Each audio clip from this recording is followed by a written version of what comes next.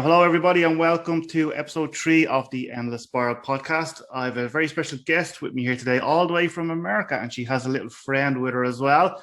We have Annice McEwan with us. How are you, Annice? You okay? Mm-hmm. I'm doing well.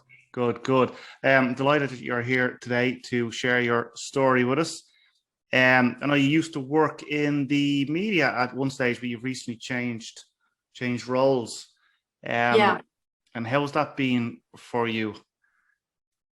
It's been a life-changing, and I don't mean this in a corny, lighthearted way. It's been a life-changing experience getting out of it.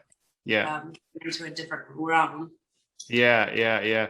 And I know I was doing a little bit of social media stalking on your Twitter, but I know you're pretty outspoken about your mental health struggles in the past and your depression. And are you okay to chat about that? Is that something that you find okay to talk about? Absolutely. I want to talk about it. Yeah. Yeah, brilliant. And I was kind of wondering, has your change of kind of career path or your change of role, has that helped, or has it kind of hindered it, or how do you feel now? Initially, I mean, anyone who knows me, in the last year, who knew me, I got, as part of millions and millions of people around the world, I was laid off, and it was more or less directly a cause of the pandemic and funding shortages. Right. And so with that, you're laid off for one reason, and then you can't find a job for the very same reason, which is that there's just not jobs, there's not the money, and people aren't flocking to sports, coverage, or we're not even allowed to do it. So I know that my losing my job was the final straw, so to speak, where I fell very, very deeply into my depression. Right. And but changing career paths has been refreshing and needed, and it's been everything I've ever wanted in a job. Wow. And I didn't know that you could enjoy going to work as much. You could be in a healthy environment. Like, I just didn't think those existed because I'd only known news media and how it is here. Yeah. And is that a fairly stressful job, in the news media? Yeah, you're fresh out of college. They know that they have you basically where they want you. You're overworked, you're underpaid, you're my first job out of college, I made $25,000 a year. Okay. So if I didn't have parents who could help me with, basic bills, I mean, I remember going through a Taco Bell drive-through one night, and because that's all I could afford. Like, if I went out to eat, it had to be fast food. It wasn't going to be, any sort of fine dining. And I remember they were hiring a manager, and they had the starting hourly wage, and it was more than I was making with my college degree. Wow. Wow. And okay. Yeah. Along with that, you're working, my hours were 2 or 3 in the afternoon to 10 or 11, sometimes 12, sometimes 2 a.m. in the morning. Wow. Depending on what we were covering. So you're working long hours, you're working odd hours, you're working holidays. You're often living in new places that you didn't, just to get into the business, you have to be okay with living in, podunk America, far away from your family. You don't know anyone. And then, you're moving every 2 years, because that's the only way you can elevate. They're not going to pay you more where you're at. You've got to go somewhere else. And it's just, it's not what people think it is. It's not what I initially expected. And it takes a special kind of situation or person to stay in it to the point where it's worth everything that you sacrifice. Right. Yeah. And do you feel that you're actually in a better situation now? I mean, as in, you're a media coordinator or something like that, isn't it? Yeah, I'm a communications coordinator for a private school here. Yeah. And it's just a healthy environment. I had never had a boss who cares as much about me as a human, not as his employee, not as his workforce, but as, hey, are you sick? You called in sick today. Are you doing well? Hey, whatever time off you need, don't overwork, take your weekend, things, very basic things that should just be what bosses do. I had never experienced I had been, Right. I've experienced, sexist conversations with supervisors. I have stories on stories of, facing sexism, not only out when I was working in the news, but when I'd come back and I need backup at my, with my manager, and I would experience it there in-house. So just to have a healthy environment where people are happy to be there, to be around kids, is a whole different experience. And, news too, around the world, news journalists, they're going through it mentally themselves, what they're covering, what they're seeing. And, it takes a toll on you. I wasn't necessarily having to do that because I was in sports, but, it's tough seeing your coworkers go out nightly in bulletproof vests to cover riots, and have your workplace boarded up.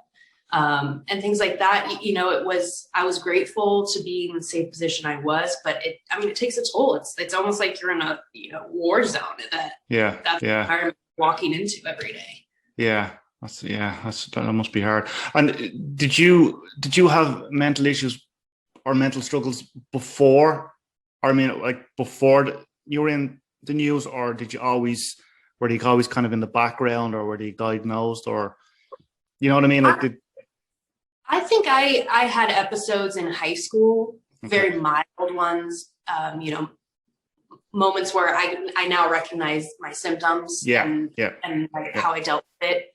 But it wasn't until my first job in Champaign, Illinois, and I didn't know anybody. I was, like I said, not making any money. I didn't have any family around. I just gone through that breakup, and the really severe symptoms for me personally, very depressive episodes. I sleep a lot, or I don't sleep at all. I can't eat, and I tell people it's not like, oh, I'm not really hungry. Like, I don't eat, and my body doesn't. There's so many symptoms with depression that people just can't fathom who don't have depression. Like, how do you not eat? Yeah. And it's like, I don't. I dropped 20, I think at that time, that episode, I think I dropped 25 pounds. Wow. Which is a lot for me because I'm not real tall. And irritable, a lot of crying. I was in a really bad place. And my mom actually came out from Oregon where, my parents live. And she said, have you ever thought maybe you have depression? She had suffered from depression. She still does. And that's when I was initially diagnosed. I was probably 22 when I was diagnosed. Right. Yeah. And was it only depression? Like, did you find when you went into your first job and you started to feel, maybe not depression, but do you think it was anxiety as well? I didn't really have much anxiety until this more recent episode. Yeah. Where I read Yeah. So you could you suffer from anxiety after the pandemic once you were laid off? Or did you slip back into depression? Yeah. I think I initially it was the anxiety of how crazy things got, this almost apocalyptic feeling of the pandemic. Yeah. And then obviously it was an anxiousness for my parents and for loved ones getting sick, but also, with all the racial tension that we were going on, especially in Louisville with the Breonna Taylor case, you could feel the tensions. You were seeing kind of an ugly side of people that disagreed with you. And, I worried for my Black friends here in America. It was like, it felt like every day there was another murder, and it just, you just worry. And it's like, I can't even feel okay if you go get a soda from the grocery store, is that going to be the time where you get because you're Black? And, and that pales in comparison to being a Black American, but that played into it. I know of the anxiety of everything is just crazy right now, and I have no control. So would you find that you're kind of a worrier in general? Oh yeah. Yeah. Oh yeah. I'm just people driving when they leave my house, call me when you get there. I can work myself up pretty well, even in my best of days. Yeah. Yeah. And do you find, would you do mindfulness now, or like, would you kind of, like, if you're feeling anxious or depressed, would you try and use any tools? Recommend any tools? I'm a big advocate. Apart from the dog. You know, and I really, I'm an advocate for getting dogs when you're in a really good place. Cause I think about when I was at my darkest, Yeah. I don't know that even her depending on me would have stopped me from the thoughts and the ideations I was having at that time, which is crazy to think about now. Yeah. A lot of things I think about during that time are crazy to think about now, but I honestly think like you know, I would have found some other situation for her and I would have probably carried out whatever I wanted to do if I didn't get help. But you know, anxiety now, I have a great medication that I use that I can't even think of the pharmaceutical term that I take that just kind of, you know, mellows me out. But, you know, a lot of breathing techniques and the touch, feel, smell. I'm also a big person that likes to just kind of remove myself. I'm in a space that I'm uncomfortable in or I feel overwhelmed in, you know, take a break from, remove myself from it if I can. But I really haven't experienced a lot of anxiety since dealing with my depression. Right. Okay. And I'm trying to think now, are you comfortable talking about the darkest time? Like I said, I was kind of doing a bit of your Twitter stalking and I saw some tweets that you posted from, I think were they around February of this year? Mm-hmm. Or was it was around February, wasn't it? You went into, you were a patient for, well, I'll let you explain it. So to kind of give a little bit of background, I know my depression kind of kicking in. I was off medication. I've been on medication before, off medication. I was seeing a therapist at the time. And it was kind of a series of events. It was a relationship ending. I had a good friend pass away. And then I lost my job. And it all came within like a 2-month span. Right. So I decided, you know, before I kind of reevaluated my life, I was going to go back home in Oregon. I was going to stay with my parents and kind of figure out next steps. Yeah. And there it kind of just plummeted when I was at home. Like I said, I stopped eating. I was sleeping probably 20 hours a day. Yeah. Not getting out of bed. Just very severe symptoms. I remember, you know, and when I get depressed, talking, you know, the exhaustive part of it that people don't understand, you know, like talking is even a hard thing to do when you're depressed. You know, I would recognize it and I would think, okay, I gotta start doing stuff that my therapist is saying. You know, I gotta go outside. I gotta get out of bed. But like that alone, that's difficult. It feels like someone's asking me to climb Mount Everest. Yeah. And there would be times I just look at my sister who was there in Oregon because she's, you know, she was trying to kind of pick me up. And I just would look at her and say like, I just can't have a conversation right now. And it wasn't anything she was saying. It wasn't the topic. It just was like, I just can't talk. I just want to stare at things. Yeah. And so my mom kind of talked to me about it. And then, you know, I had a session with my therapist where I kind of explained, you know, I was going to the beach. I grew up on the coast, Pacific coast. So I would go to the beach with the dogs and I started kind of thinking, you know, I'm like, you know, like the beach wouldn't be a bad place, you know, to take my own life. You know, I could be here. My parents wouldn't find my body. I would be in a place that I felt safe at, you know, and I just kind of started like planning it out, you know, like this is how I would do it. And you take into consideration a lot of like what's the best way that my family is least affected by it, which is, there's no good answer to that. You're always going to harm someone emotionally. And so I just kind of was talking to my therapist about that. She said, I think you need to go and reevaluate your medications. Cause I started taking them again after I found out I lost my job. So in October, so this was November. And so I told my mom, I said, I think I need to go see a psychiatrist. So we went to the emergency room in Oregon, up the dose of the depressive medicine I was on, depressant. And then I was there for maybe 8 hours. They did an evaluation. I spoke with a social worker. And those are tough conversations to have when your mom's and you know, you're in first of all, you're in a blank room with, you know, nothing in it but a sink and your bed, and your mom's there, and the doctor is saying, you know, what are your thoughts? What, you know, I know that was hard on my mom. I know that really was. Yeah. And so I left from there, you know, and I kind of had like a perk. Like I felt, okay, my medication's increased. I'm going to feel better. And I kind of just told my mom, I said, I think I need to go back to Louisville and get my stuff together and move in with my sister here in Knoxville, Tennessee. And I went back to Louisville, and I felt really good because I was packing all my stuff. I was getting things done, and I was like, okay, like I think I've got past the worst of it.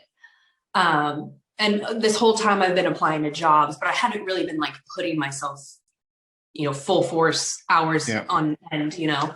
Yeah. So I moved down here with my sister, and things were good. I had my nephew who just turned 2.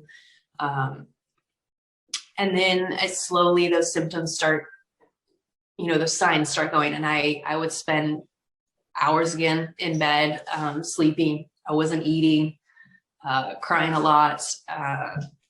And I started again thinking about, okay, how do I not do it in the house? And how do I not make a mess? And how do I, you know, let everyone know that it wasn't anyone else? And that's like a big thing, is like, you know, people, when you come out and you say, I've had suicidal thoughts, or I've attempted suicide, or things like that, a lot of people think, well, why don't you come to me? And it's not, you know, people need to like get away from that. Like, why didn't you come to me? Why don't you talk to me? It's not about you. Yeah. It wasn't that I didn't think I had people to talk to. It just, I can't describe depression any other way than telling people that, like, it's not perpetual sadness. It's a lack of any emotion, a lack of any feeling, a lack of, I'm like, imagine, you know, that first bite of pizza when you're really hungry, that feeling, or when you score a goal when you're playing sports, or you see your significant other after a long time, like that joy. What if your body just couldn't feel that? I used to describe it as like a walking corpse. When I was younger and I had depression, like I would feel like I was just felt like a walking corpse.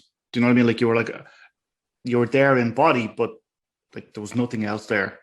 Do you know what I mean? It's nothing. Yeah. And you're not yourself, and people who are close to you can see it. Yeah. And I was inching closer back to where, you know, but it was worse. It was more like, I almost don't have the energy to try and commit suicide. But if I did, this is how I do it. And my sister, my older sister, finally came in when I was in my bed, and I hadn't been like 3 or 4 days. I hadn't left my room. And she said, you know, get up, we're going to the hospital. And in my head, I thought, okay, this is gonna be like Oregon. I'm gonna go in, we're gonna reevaluate my medication. I'll go back, I'll get, you know, I'll feel better. And maybe this time it'll work a little bit better. Yeah. And I went in there, and this is a bigger area. Where I'm from is a small rural area. And so it's a big hospital that we went to. And so I went in, and they had me change clothes, which I'd done in Oregon. But they, you know, took everything, took all my jewelry. And then they led me into this hallway that I immediately could see as a psych ward. And I just immediately went into panic, because it is as terrifying as you think it would be to be stripped of any and all independence that you have as an adult. I mean, I was put in a room that was like maybe 8 by 8. Nothing on the walls. It had a bed that didn't have a pad. So you were basically sleeping on a board. Had a TV that had like it was bolted into the wall, so you couldn't access anything. So you had to go and ask the staff, hey, you know, can you change the volume? It's like going to prison. It's exactly like it. Or what I would imagine. I guess I've never been what I would imagine prison to be like. And so I kind of sat there, and I thought, okay, I'm just going to see somebody. This is kind of weird. I don't like it, but I'm going to see somebody, and I'm going to leave. And so the emergency room doctor came in, and she said, we can't release you until you see a psychiatrist. And I said, okay. And she said, and that'll probably be tomorrow morning. And at this point, it was probably 7 or 8 p.m. at night. Right. And I said, no. Like, I need to get out of here. Like me thinking, and I'm sure you know, recognize it too. Like, being in a space like that when you're depressed is like instant panic mode. Yeah. Because at least when I'm at home and I'm depressed, I'm in my room and I can control the TV. I can control when I get water. You're in your safe space.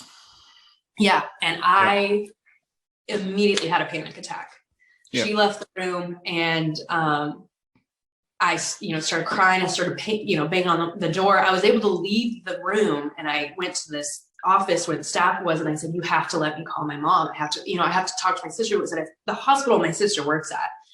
And I said, you have to let me call her. And they said, you can't call her right now. You can't talk to her. And I remember like kicking and screaming. And it was, it was almost like out of a movie, like where your life is just spinning around. And I was kicking and I was saying, well, I need to go home. I'm not supposed to stay tonight. And they said, we can't release you. You can't go anywhere.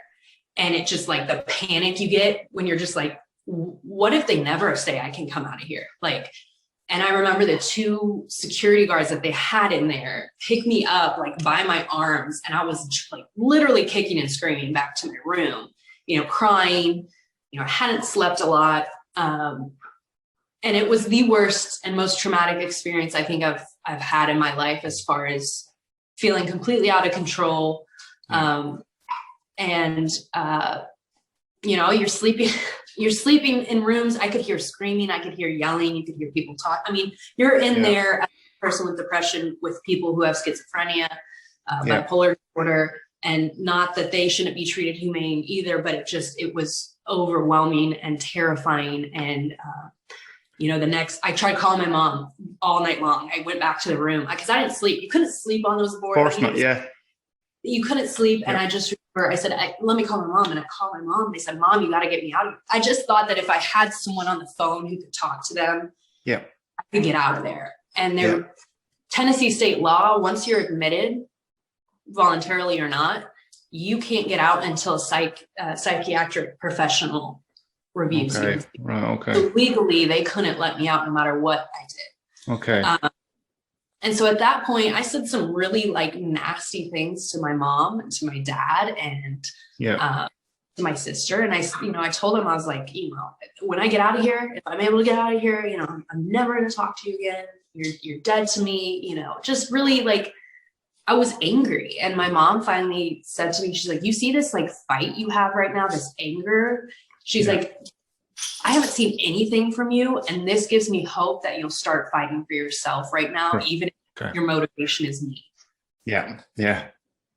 So the next morning about noon, I spoke to a psychiatrist who asked about it. And I was honest with her about the thoughts I was having and things like that. And she said, I think you need to go to inpatient care. And I said, okay, let me just do it after Christmas, because this was maybe the 22nd or 23rd. Right. Okay. Yeah. Yeah. And I said, just let me do it. I'll do it after. And she said, no. You either go voluntarily or we escort you there. Jesus. And so all that, going on as I review back, there's a lot that's broken with America's health system and our mental health. Okay. Yeah. But, I was taken to an inpatient facility from the hospital. It was a 3-day stay, no cell phones, no electronics, just basically group sessions, terrible food. And I was in there with, people with severe anxiety, people with schizophrenia. So is that... Yeah. So the hospital that you were in, it's part of part of an actual hospital, is it? Is it, or like, is it state funded, or it's its own? It's its own facility that does both an outpatient care. Okay. I don't believe it's publicly funded, but I could be wrong. Okay. So there doesn't seem like there's many luxuries. It seems like it's kind of the bare bones of, it actually just sounds like it, as you were describing. I don't know why I was getting this a vision of in Sarah Connor in Terminator 2. Yep. When they were kind of just lifting her up and kind of escorting her back into, I don't know why, but just scary. Yeah, I've never felt a fear like that. Yeah. Just because you really think, you're like, what if the rest of my life I'm in a mental institution? Like, that's where you go when you're in that situation. You're like, what if I never get out of here?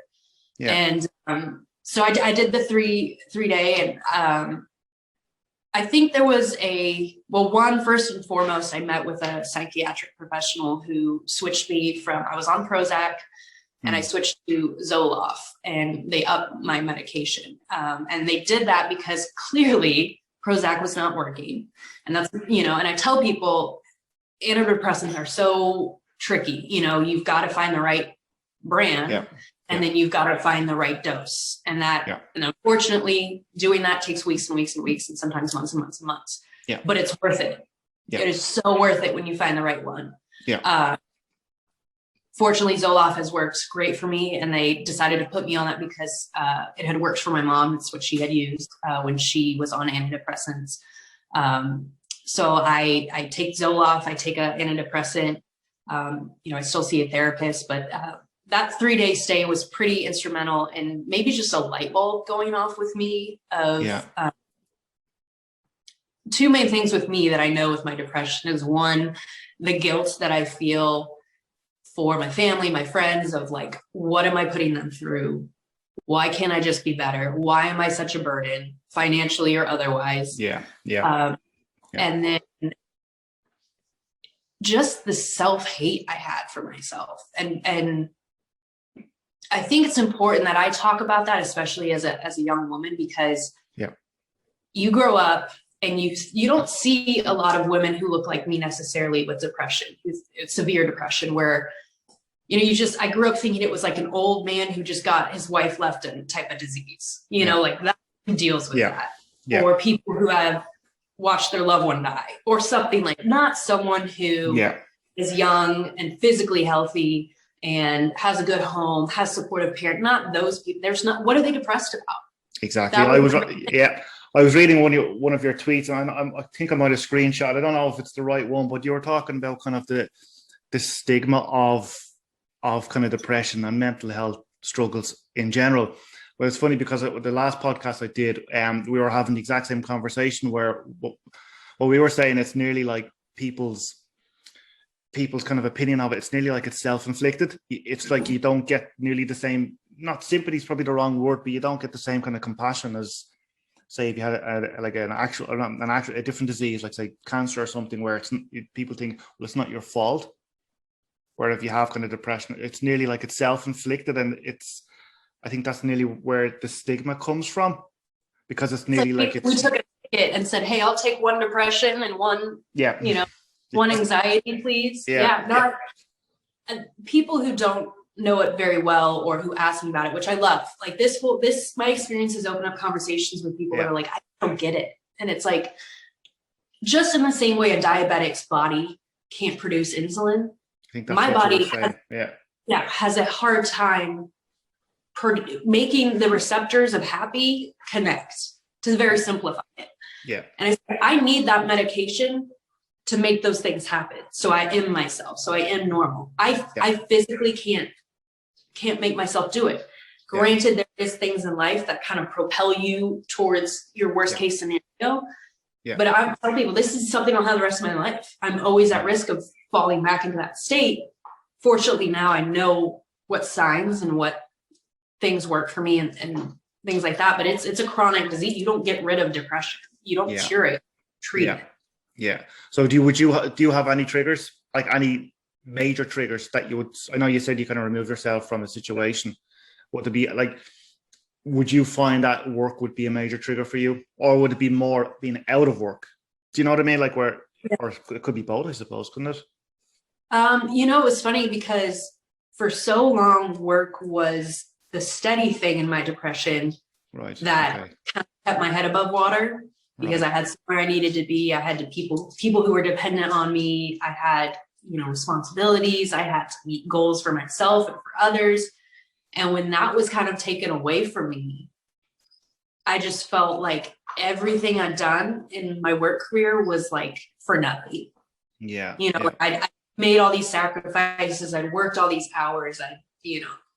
All these things that I'd given up. And like, here I am, 26, living at my parents' house, you know, I just felt like I had failed, and Right. that my purpose and my reason for being around, if nothing else, was gone. And so that was the major thing of like, what's the point anymore? Yeah. And how do you feel being on social media? I mean, because I know we have a blog up on the website, and it's from a very respected journalist in the UK. He writes for the Telegraph, and he wrote a really good blog for us, kind of giving the other side of things. So he reports on Manchester United and you know, and football and stuff like that. And he would post, and not just him, but he would post like an article on Twitter. And if people don't, you know, if people they don't like it, you know, the abuse that some kind of journalists get from fans, and like you have to be quite thick-skinned about it. And obviously, it will affect some people more than others. Like, how do you feel being on social media? Maybe not now, but maybe before. Did you ever get anything like that on social media, or was it?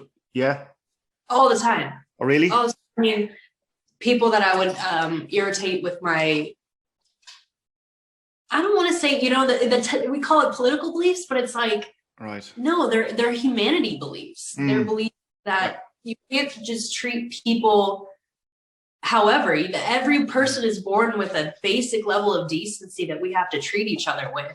Yeah. And stripping any one group of that is, for me, was not how I was raised on my religion. It's not how I believe we should live. And but those types of things, you know, supporting Black Lives Matter, you know, I got backlash for that. Really? Anytime I would highlight and say, wow, you know, look at women, why are you women are always complaining. You're always, you know, and it's like, no, we're complaining because it happens. You know, if you're tired of hearing about it, imagine how tired we are of experiencing it. Yeah. And, you know, I'm very like vocal about what I care about and what's important to me, because I think, you know, it's that saying, if you don't stand for anything, you'll fall for anything. Exactly. And so, you know, so I remember, like, this is the first thing that comes to mind, but I had made some post in support of Black Lives Matter, or something to the effect of supporting the Black community. And I instantly I don't know if it's a bot or just some troll in his mom's basement that, you know, made some connection to, you know, pornographic material of white women with Black men. And so it was just, you know, that's the immediate thing is physical attacks on how you look. Hey, you're fat. You're not that pretty. Nobody likes you. Or it's, you know, going after your sexuality, or, you know, making insecure men will instantly go to, I'm going to talk about her sexuality in a derogatory way. This is how I'm going to knock her down, is make her feel like a whore. And it doesn't work on me, as Okay. So you'd be quite mentally strong in that way as well. Mm-hmm. Yeah. It was my own talk to myself. Okay. Yeah.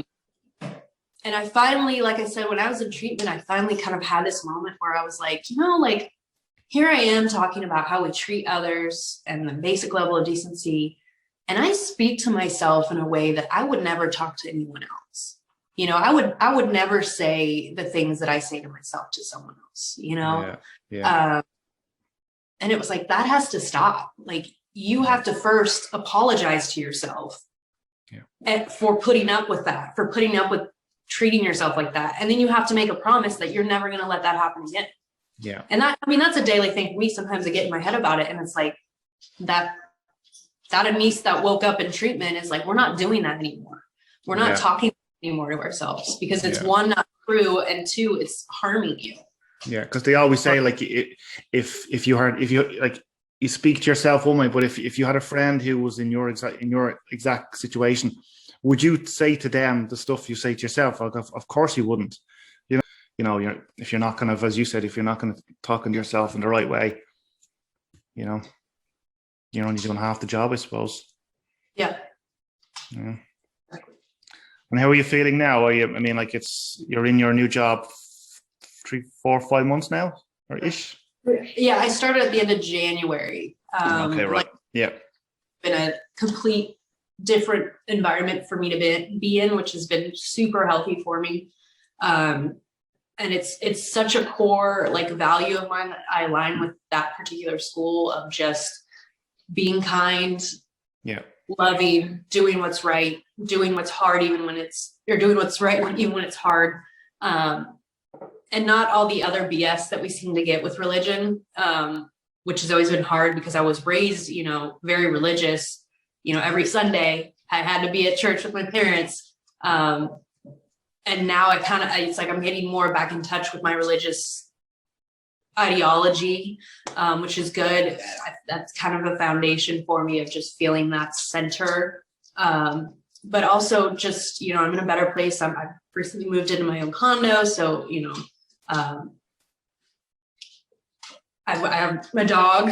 I'm in a really, really good space. And, you know I attribute that to, you know, first and foremost, my family. It took, I know it was very hard on them, you know, when they had to put me in an uncomfortable position because they were at that time out of options. You know, they felt, and that was a conversation I had with my mom of, you know, I kind of needed an apology after that experience because it really did mess me up for a little while, that just the experience of not going to treatment, but the way I got to it. And my mom said, you know, I didn't intend for that. We didn't exactly know that's how it was going to go. But she said, I had no other options at that point because I had been in that state for so long and there was no coming out of it at that point. So it's just, as I tell people all the time, it's just weird to think back to that time because it just feels so foreign to me. But, you know, it's like I experience things like during the day and I think, man, like 5 months ago, if this had happened, I would have been done. I would have been done for the day. But that's amazing. The fact that you even have that now, that's amazing. It just shows you like the progress you've made. Yeah. And I have a really, the best therapist I've ever had. You know, and I credit her for being the one in that initial time in Oregon to say, hey, you need to go to the hospital. But I also, you know, I finally had medication that is working for me. And and do you have a good support structure around you? Oh, that's very important as well. I have so many good friends. Great. And I'm kind of glad I'm doing this because after a while, I just got tired of talking about it and explaining it. And so I'm hoping that this kind of fills some voids or questions they have, because I know they have it, but they just don't know how much you can talk about it, how many questions you can ask. But, you know, I want anyone to feel comfortable because there's a line with depressive people that only we understand. You know, when you start talking to someone who suffered from depression, they say things that it's like, yes, you know, like I can't, no one else gets that the way depressive people do. I've definitely found that where you definitely pick up on things from other people that others won't. I definitely have found that. Definitely. You know, definitely. And then we'll let you go because you're probably got loads to talk. Has probably wrecked the place on you now. You know, she's been running around chewing on things, and I think great. So she has. Whatever she's got to do. Brilliant. Is there anything else you want to say to anybody? Is there any message or any there might not be, but is there anything that you want to say before we go, or no? The two things that resonate with me that I'm thankful. I mean, I really do have the best mom in the world. The two things she said to me that always kind of stick with me and stay with me. The first being, you know, you have to find that little bit of hope and you have to hold on to it. Because you get so dark and you get so deep that you think there's no hope left, and you have to find that little bit, and then you have to fight for it. And that's what I tell people: when you get depressed and when you get a depression, you can have the best support system in the world, but you have to fight for you. And you have to say, I'm tired of feeling like this. You get so wrapped up in it's never going to get better. It is. I'm living proof. I was, 5 months ago, I was planning how I was going to take my own life. And now I'm here thinking I would never in a million years. Yeah. And so you have to find that hope, you have to hang on to it, and you have to fight for yourself. You have to be your number one advocate. And whether that means I'm going to figure out a therapist who works for me. I'm going to keep going to my doctor until we find the right medication, the right dose. I just want people to feel like, you know, there's something worth it, because you lose that when you're depressed. You lose the worth part. And you have to know that coming from someone who was right there, you know, reach out to someone who can help. And those people, you know, people go, what's the best thing I can do? You know, I think my sister has depression. And I said, sometimes we know we need therapy or we know we need medication, but the simple task of picking up the phone and getting an appointment, or going online and getting an appointment, is daunting. Oh God, yeah. Yeah. And I said, the best thing you can do, if they agree, if you say, hey, will you consider seeing a therapist? And they say, yeah. If you sit there with them and you call for them, you go online for them, and you get that first appointment, that's huge. That first initial thing, if you want to feel like you did something, that's the biggest thing. Because I feel like there's helplessness when you're a family member of like, I can't do anything. I can't put a cast. Yeah. If you can, I think that's one of the best things you can do, is say, hey, we're going to do this. Absolutely. 100% agree with you. When I started to spiral, if I hadn't been for my wife actually picking up the phone and ringing the doctor, and not dragging me, but nearly holding my hand and bringing me to the doctor, I don't know where I'd be now. So I 100% agree with that. Absolutely. It's really, really true. Really, really true. Annice, maybe we leave it there. It's been really, really good. I actually really enjoyed that. Brilliant. That's really, really good. Thank you so much for doing that. Thank you. Yeah, thank you so much. I'll leave it there, guys. Thank you so much, and I'll talk to you all again soon. Thanks, guys.